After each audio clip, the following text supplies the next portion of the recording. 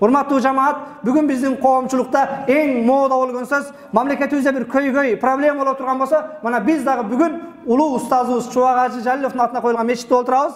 Көйгөй пайда болсо, раматылык Чубак Ажы болгондо мындай дейт эле, Чубак Ажы болгондо тигиндей дейт эле деген сөздөргө күбөбүз. Раматылык Чубак Ажы болгондо муну айтат эле, тигини айтат эле деп. Бүгүн эгер Чубак Ажы бар болгондо, мен да силер сыяктуу Чубак Ажы болгондо эмнени айтарын жакшы билем. Чубак Ажы бүгүн болгондо мечиттин бурчуна отуруп башка кайдагы нерселерди сүйлөп отурбастан, Аллах берген минбар аманат деп, бүгүн мынау жапа чеккен мусулмандарга жардам жок дегенде, пайгамбар саллаллаху алейхи ва саллям хадисинде айткан: "Мен ра'a минкумул мункара фалюгаййирху биядихи." Кимде ким бир шариат инкар кылган жаман ишти койсо, колу менен тоссун дейт.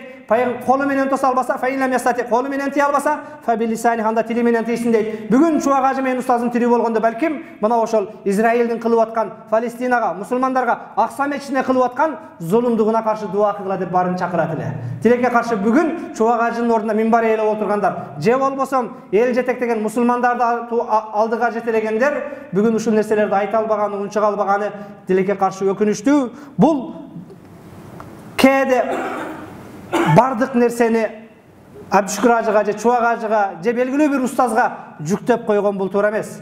Эгер ал кишилер Чубак Ажы раматылык айтып жүрүп өтүп кеткен болсо, анын айтканы акырети үчүн айтты, бейиш үчүн айтты, Кудайдын астында өз милдетин аткарды. Чубак Ажы айткан болсо, бейиштен үмүт кылып айтты. Сен да бүгүн айт, ошол Чубак Ажыга керек бейиш, сен экөөбүзгө дагы керек, урматтуу мусулман бир тууган.